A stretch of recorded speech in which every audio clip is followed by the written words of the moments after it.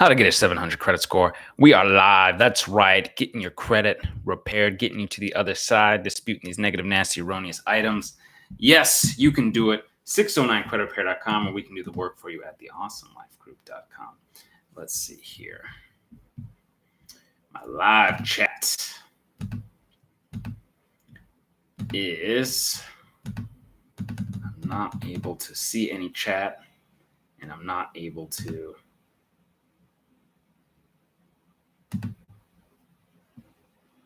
There we go. All right. Now I'm able to see it. Had to adjust there. Erica says, hello. Hi. Good to see you. V says, hi there, Brandon. Hey, good to see you. All right. Hey. Everybody, good to see people coming in. I appreciate it. Hope you can hear me okay. I know a little bit better on the mic is better here, so I'll try and hold it here and have a better microphone look. All right. So what's up? Great content, bro. Thank you. Thank you very much. All right, people are coming in now. So, secrets to getting in that 700 club. We got an individual who says, hey, credit score is 730, Brandon. Can't thank you enough, okay? So, individuals not only are getting negative, nasty, erroneous items off of there, but what good credit can you put on there? Now, yes, when I was repairing my credit, I got up into the 800s. And that had to do with having some of the good credit still available to me because I got the late payments out of there. Because I had at the time, I had one card that was good in good standing, thank goodness. But I had 15 negative accounts on Experian, 15 on Equifax, 15 on TransUnion, and I was able to dispute and get that junk out of there. Once that was off of there and getting the late payments off of there, I was able to get in the 800s. So this individual's at 730. You want to know how to get in the 700s. You want to know the secrets. We've got breakdown for you.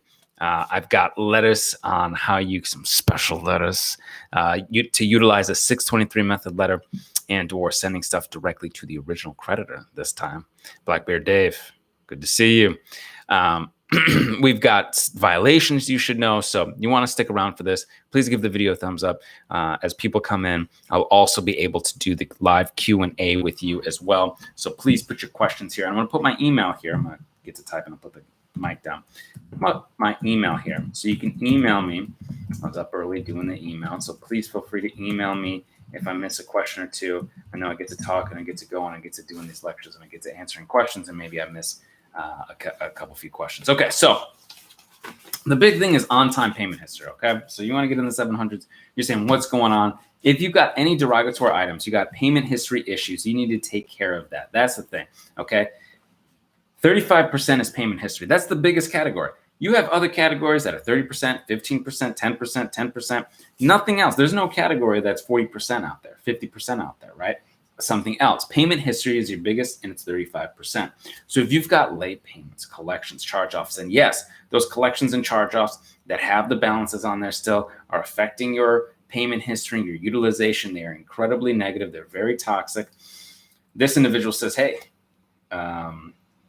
went up 100 points last month. Congratulations. Congratulations. That's fantastic, right? So people are able to get this negative stuff off there. How do you do that, right? 609 Credit Repair, got all the letters, the system, the videos, this process to walk you through the ebooks. There's a lot to it, okay? Available to you, excuse me. There's a lot available to you. You've got the email support with us, sending and disputing these unverified collections, these charge-offs, even getting these hard inquiries. We've got special hard inquiry letters for you, okay? This individual say, hey, how do you beat the e-Oscar, okay? So we've got a special demand letter that says that they can't just simply use their e-Oscar system, which I can talk to you in a little bit about that. So a lot of times people say, hey, I don't want to get these scanned. Can I use highlighters? Can I make it font? Can I sign up in blue ink, red ink, all this? The idea is to use their own system against them when they scan something that says, oh, you're not really supposed to be utilizing this. There are some special situations, some cases that have shown that they aren't simply supposed to use their electronic system, merely parrot what the creditors and collectors are saying. Okay, now I got you. Now I know you use the Oscar system, right? So individuals say, oh, I want to get around. Yeah, they can go around, they can manually look at it, and then they can put it into their system as well. They can basically break it down into a two-digit code, right? So they're like, oh, I want to get a manual review, and so they're going to take it, and then they're going to put it in their electronic system anyway. Okay. So what you want to do is know that they're utilizing the electronic system and how to prove and show to them they're not supposed to be using the electronic system. Okay. So 35% is unpaid. You got to get that. You got to get that taken care of. Now, the next big one is 30% is your amount of debt. I have noticed this. Okay. If you keep your credit utilization under 10% and you're using 3 revolving accounts, 3 credit cards every month and paying them off every month, and you have all good on-time payment history and you have good credit, you can be into the 700s pretty readily. So I've had people email or say comments, say, hey, I'm at 650. What's going on? Are you using 3 revolving accounts? Are you keeping your utilization under 10%? Do you have good, positive, all on-time payment history? I'm talking about no late payments, no negative items on there. That's where you really want to start, because people say, hey, you know, I'm 650. What can I do? Hey, what's going on? Are you using those revolving accounts? I have forgotten at times that to use the 3 revolving accounts, and I've seen my credit slip from that. Okay. Now, those are your big components. The other things that you have, the length of credit history, your amount of new credit, and your credit mix, almost take care of themselves because of the amount of credit that you're utilizing and you have. So if you keep your old credit cards open, because we know we're not supposed to be closing the credit cards, if you can keep them open, if you can, you know, afford to, if they have annual fees or whatever and so forth and so on. But if you can keep them open for a long period of time and you slowly start adding more and more available credit cards and more available lines of credit, including secure loans like Self.Inc. and your car note and mortgage, and you're paying them off, boom, boom, boom, diligently, then you're going to have the on-time payment history. You're going to have the credit utilization available to you, and you're going to have the credit mix, because you're going to have the credit cards, the loans like the mortgage and the car note, and potentially the Amex charge card. So that's something that people may forget. You can have a credit card, a revolving credit card balance, a regular Chase card, regular Amex, regular Citi card, a regular credit card. And what the charge card is the Amex charge card allows you to pay everything all at once. They don't carry a balance. Okay. So that's part of the credit mix. The loans, the credit cards, the charge cards. Okay. So if you're doing that, you're like, oh, I'm adding a couple credit cards. I added a charge card. I'm paying off 3 credit cards every month. I've got all good on-time payment history, no late payments. And you're doing that over a period of time. You've got it. It's there for you. But what happens is the late payments get in the way. They turn into charge-offs. Charge-offs turn into these collections, and these collections and charge-offs drag down your score. And if they keep the balance on there, the utilization's on there. So what we've got some special letters as well. So where you can send if you needed to. Okay. If they're playing games, the bureaus want to play games, the collectors want to play games, you send stuff to the CFPB, you can send a letter to the original creditor to verify. Okay. Got a letter right here. I'm looking at it right here. Okay. And under the Fair Credit Reporting Act, you can, under the fact that you can send a letter to them. Okay. Hey, I've disputed this above referenced account with the credit bureaus. How is it possible that you're maintaining this information on my credit reports? I need to see proof. Okay. Proof that this reporting is 100% accurate and true. Okay. If you cannot, you need to immediately delete this from my credit reports. And it goes on to talk about, in addition, current case opinions and appeals from a court, Ninth Circuit, and all this stuff. It goes on to talk about all these things on the Fair Credit Report. How can you can leverage this and utilize this if necessary. Now, if they send back, oh, well, we're sorry, we don't know what's going on. We want to say that we're not really sure. Everything's with the collector now. Okay, everything's with the collector now. Then you can send them a 623 method letter. Under the Fair Credit Reporting Act 623 method, well, you said everything was with the collector. I tried to get some verification, some validation with the collector, and they came back with nothing. So how is it that you're maintaining this? You said that all the documentation was sent to the collection agency. Okay, contact the collection agency, and they were not able to validate the debt. Okay, this collection agency might have even removed it from the account. I had an individual said, oh, I have the collection removed. I'm still working on the charge-off. So you could even put, hey, I've subsequently had the collection removed from that. How are you able to maintain this information? Okay. So you're able to get this. Okay. This S. Daniel's even saying, my favorite credit guy. I am Miss 700 Club as well due to Brandon's method. Listen, learn, and be patient. Ms. Daniels, thank you so much for coming here and letting people know. We appreciate you coming back to the tribe. If you aren't subscribed yet, hit that subscribe tribe button. You want to hit that bell for notifications for when I go live, help you get to the other side. I'm going to put my email address in here because I get to go on. I'm talking for about 10 minutes, get my, things going. I'm about to answer some questions right now, but if I miss some questions, you can email me and I can get you to the other side. Okay, let's go back through, and I apologize. My chat this time, I'm gonna have to kind of like move it over because it didn't quite populate. Okay, let's see what's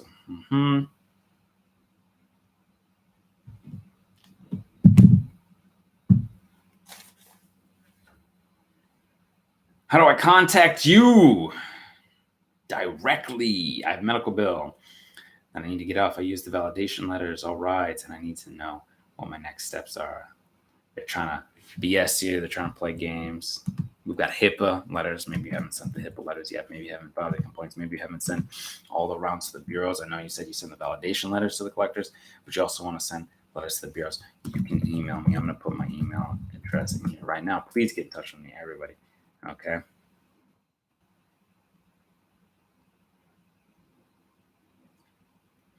So evictions. So this is great. Delay. I actually talked about evictions recently and how sometimes they'll be reporting at LexisNexis and CoreLogic. Some of the other smaller bureaus as well, okay, which I have a video on. Some of the other bureaus, just put that out this week. Some of the secret bureaus that they do. But CoreLogic and LexisNexis for evictions. I've been seeing this recently. More and more people saying, hey, I've got evictions on my report. My evictions are holding me back from getting the place that I want. I think individuals are in the process of moving. They're making moves and they're saying, hey, this eviction's holding me back.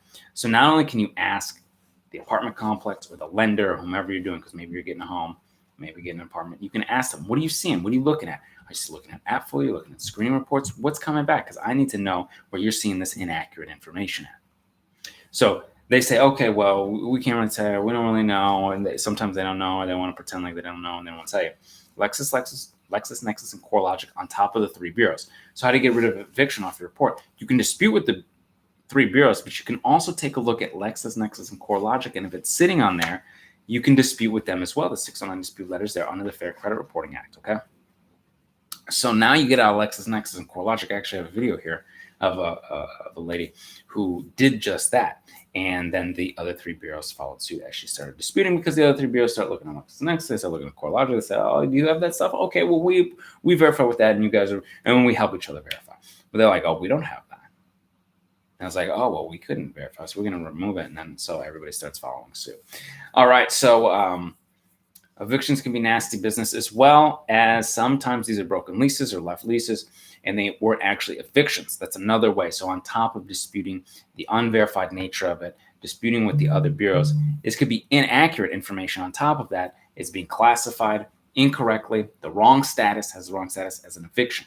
An eviction is a very specific situation where, people are technically have to go through that process of filing this stuff to make it an eviction with that county or city or whatever it might be, that county or state. Some people just maybe it was left early, and people are under the impression that they can leave early. In fact, we've had people say, okay, well, I told them I was leaving, they were cool with it, I turned them, and now they're trying to classify it as eviction later, right? Not just a collection, but an eviction. That gets classified differently, it looks differently. Sometimes it's classified in the public records, right? So this is very specific. If they can't maintain this information, that's another way of attacking this situation on your credit reports, okay?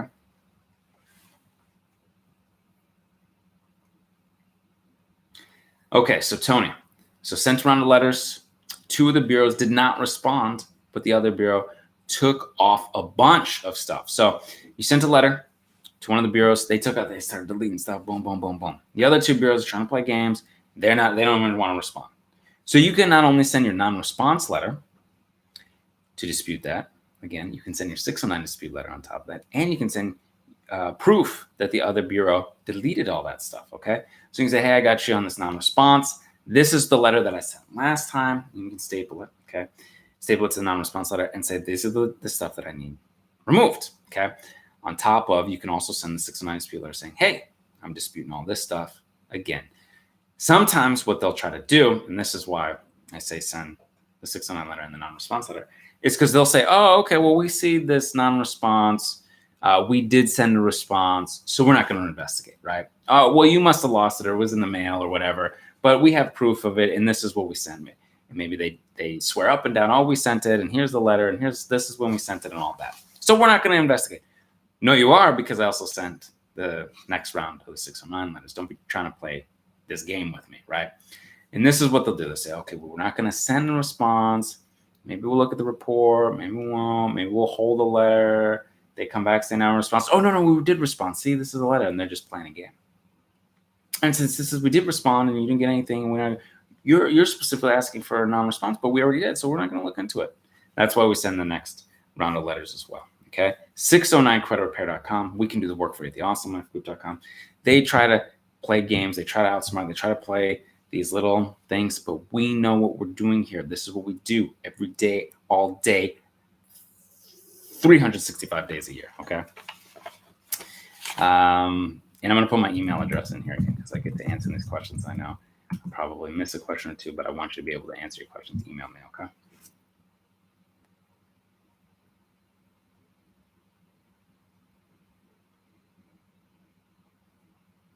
All right. Credit score went up 45 points. This individual is wondering, hey, they want to quote unquote say something is verified. They have to provide, substantiate, they have to send proof, okay? Typically, they don't send anything. They just sent us something that'll say, oh, well, also, TransUnion, like they try and send a statement. That's not enough, you know. They need something beyond that to substantiate video proof, audio recording, contracts, this kind of stuff. Also, TransUnion Equifax sent me a letter saying that they could not accept my dispute request because they didn't know who I was. They couldn't verify my identity. But Experian was able to verify my identity, no problem. That's exactly it, right? So they're playing a game. They're trying to slow things down. It's a stall. We have a stall tactic letter. It talks about I'm upset they would try a blatant stall tactic.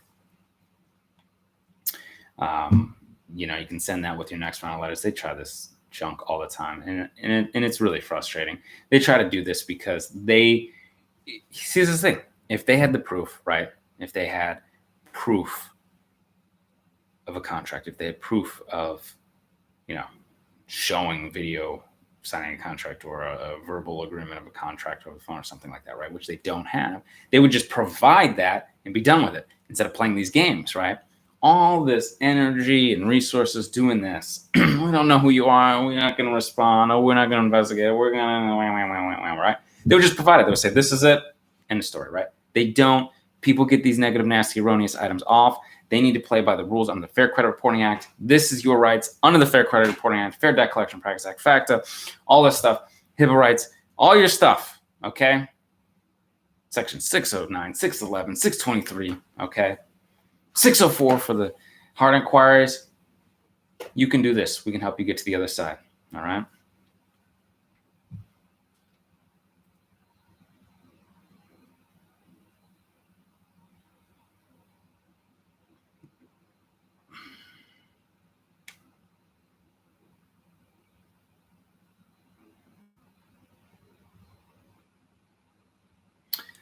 What happens if my ID doesn't necessarily match my current address? Okay. What address do I use? My old one on my ID or my new address? I don't want to see two different. Okay. So first and foremost, the idea here is to update your positive address. If you can get your ID all squared away and, get your new address on there and get the new address on the bureau and help you disassociate. However, you'd like to get the mail, obviously, at where you currently are, so you can put your address on your letters, and they will usually send it back to where you sent it from. I'm thinking that you can still be highly successful. I've seen it. I've seen individuals who moved around and had different IDs in different states and were able to send a letter with that ID and dispute and still get negative items off, okay? So I'm thinking it's going to be okay for you. I know you're thinking, but optimize, yes, you want to update your address and all that good stuff on your ID and with the bureaus. But yes, you can still get results. Ultimately they can't. They're going to try to use whatever they can to try and wiggle out of it, but they can't really get over on you because of your Fair Credit Reporting Act rules. Okay, this is me. This is who I say I am. I've had it, notarized even to say I am who I say I am. So, they have to do an investigation. They might try to say, well, we don't know who you are and we don't know. So yes, updating it could be most optimal, but that doesn't make it so they can just not do an investigation. Okay, so you can still get results. You can still dispute. That's what I'm saying. Dispute now. Get these letters out now and see what happens. Sometimes they try and play games. There's individuals. So this is interesting. This person who sent all their information in before, like I was talking, let's see, was it Erica was saying, hey, I sent in my information. Experian had no issues verifying me.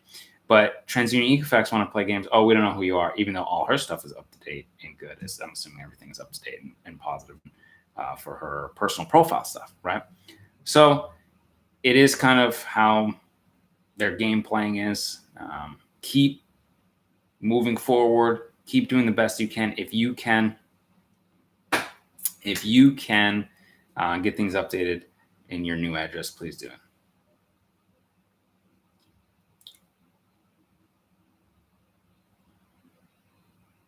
Let's see.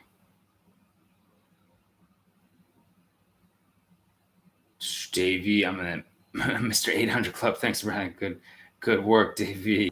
Nice. It's good to hear from Dave and the longtime supporters here, Dave and Blackbeard Dave and all the other longtime supporters. Nice.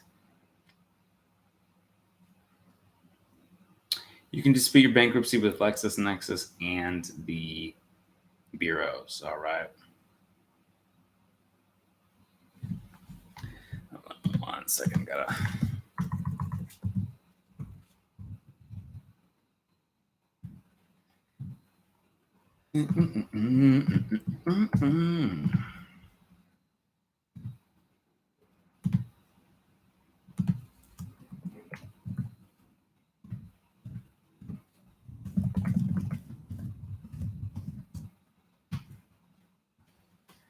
All right. Tim, looking forward to working with you as well. Congratulations, Dave. I'm a credit analyst, and that's an awesome number. It's tough, 800.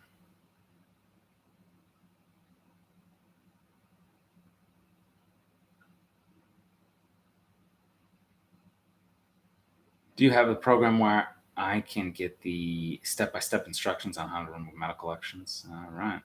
This is all foreign to me. MJ3 Enterprise. Yes. MJ3 Enterprises. So 609creditrepair.com. Okay. I'm going to send that to you.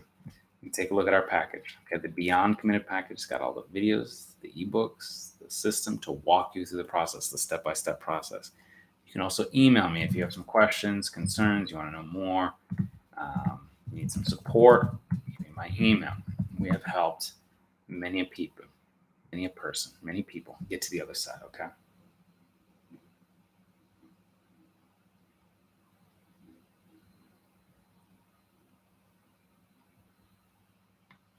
Late payments, how do you word it? We have a special late payment, a dispute letter. And it demands them to be able to provide proof the same way, right? Unverified, 609 letters can say, you can put unverified late payments. You can put this, the late payments, unverified late payments, okay? The creditor, credit bureaus, they have to be able to substantiate that as well, okay? When was it paid? How do you know? What was the billing date? What was the closing date? What was the statement date? What was paid? What wasn't paid? Why is this considered late? How do you know, right? That's a lot. It's a lot.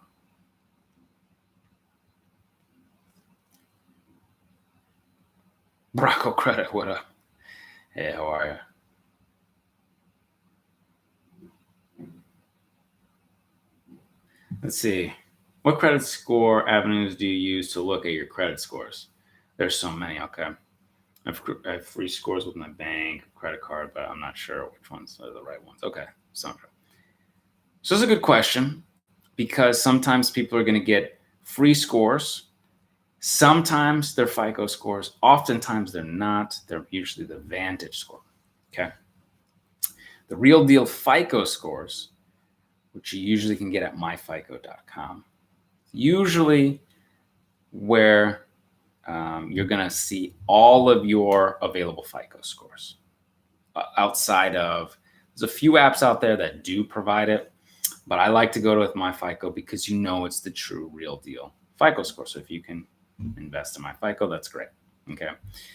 Everybody's situation is a little bit different, so if you can't quite get the MyFICO yet, and so be it. But that should be a goal to get to that point, get that MyFICO, because you're going to be able to see your mortgage FICO rates. You're going to be able to see your bank card FICO rates, your car. They have a lot of different scoring models in there, and they're all going to be very close. Okay, as you start, getting up there and the stuff, it's not going to be crazy different. They're all going to be very close. So the scoring model for mortgages is a little bit older than the current FICO 8.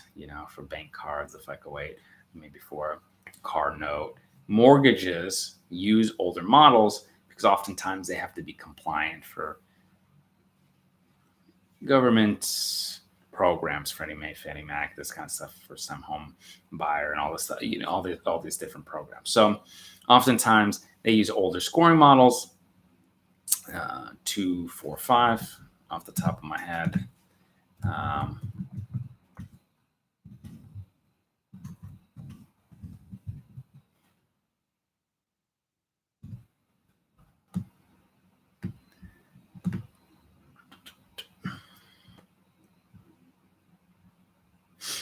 So FICO 5 is used by mortgage lenders for Equifax, FICO 4 for TransUnion, FICO 2 for mortgage lenders for Experian.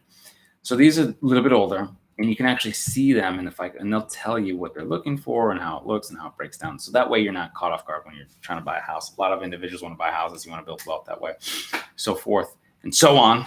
It's great. But yeah, you want to know what it is. So that's the way to go. Okay.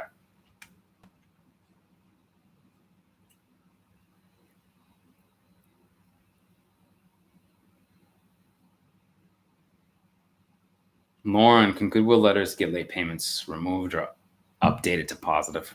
Usually they're updated to positive is really what happens. Yes, it is possible. So I use Goodwill letters. I use late payment dispute letters. I use 609 dispute letters. Okay. I use it all to get my late payments out of there. It's huge. It's massive.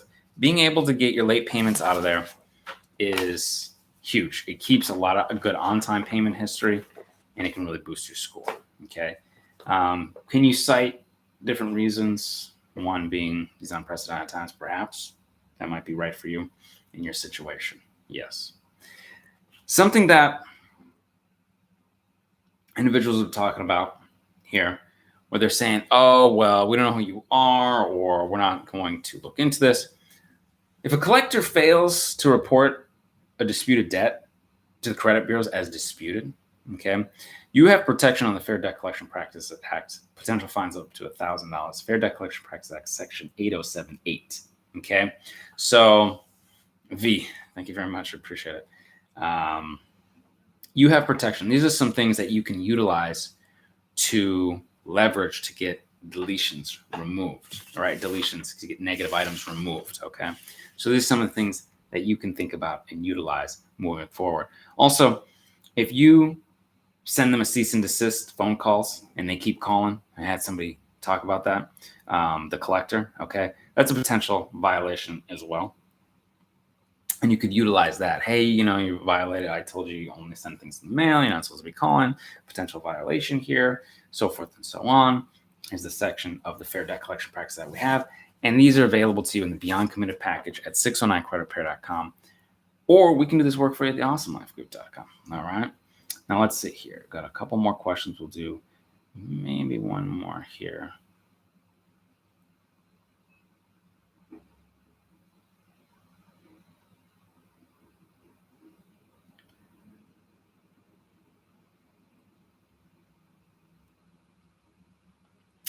So this was interesting. Person who was thinking, talking about the credit score, and they thought the Experian credit score, Experian app was the best. So these bureaus are really, and I think Experian has been making a big push to try to be a one-stop everything. They're trying to say, hey, use our app and use our boost and use this and this and that. You got to think this is a for-profit company that's holding your credit score, that's holding your stuff. My FICO is a third party, right? So they're giving you information on your credit scores. But Experian's like, well, hey, hold on. Like, if you want a better credit score, we'll hook you up. Just use our boost. I'm like, it's up to you. You do what you want to do. But it seems a far better to be able to dispute these negative items, get these good credit, trade lines on your reports, and keep moving forward in that way. But yes, I think my FICO is stronger.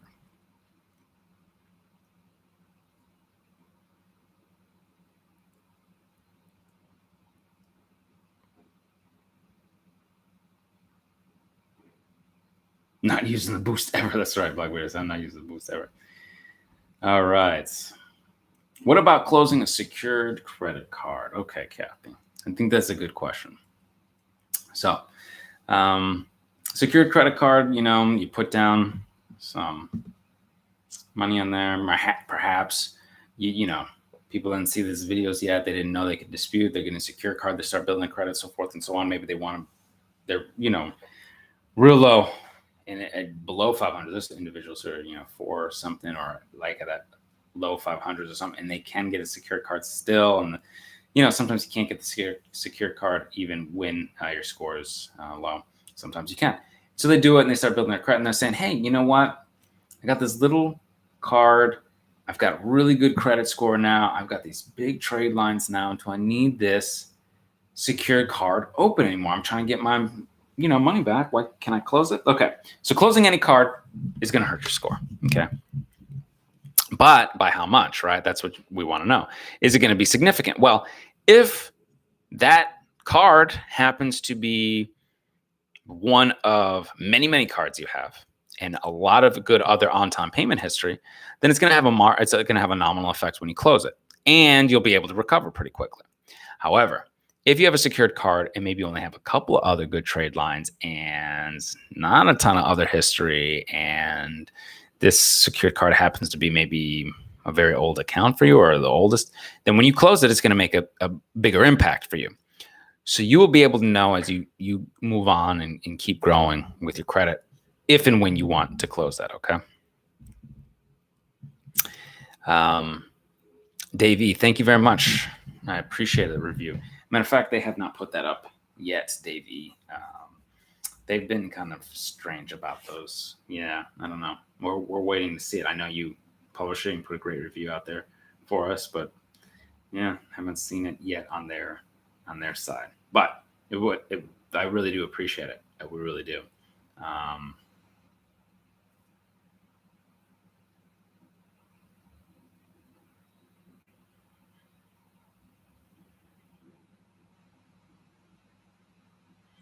So what does your credit score need to be to get approved for a Discover It secured credit card? Okay. So if you can wait before getting a secured card, you can dispute and get some negative junk off of there. You may be able to get a regular Discover It card, right? It just depends. Talk to Discover It. Offhand, right, I wouldn't know 100% what the credit score, the exact credit score you would need, okay?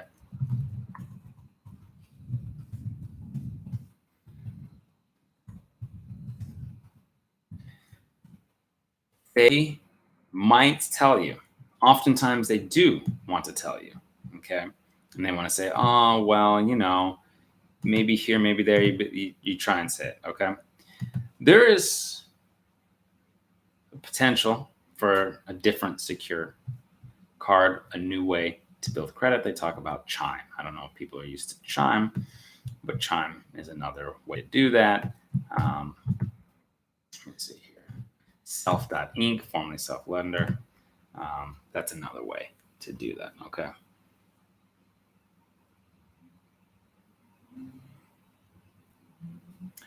Lifestyle Jedi. Apologize. You can email me if I miss it. So the chat starts to go, I start to answering questions and I might miss questions. So please email me, okay?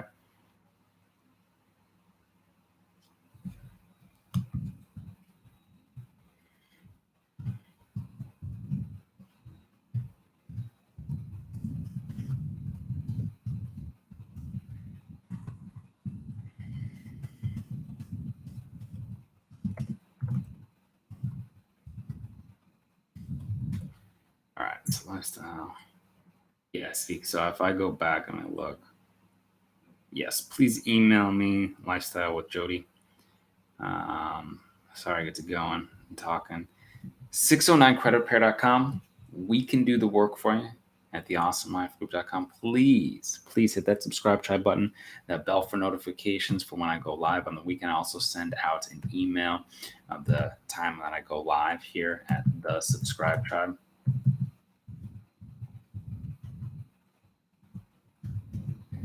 .com. All right. I love you all so very much. I appreciate you being here on the weekend, spending a Saturday here, getting your credit squared away, helping you get to the other side. I really appreciate it. It's great. And we're going to do a little bit more here, more videos, more lives, and go a little bit longer. But I thank you so much. And until I see you in person, I will see you on the other side. Take care.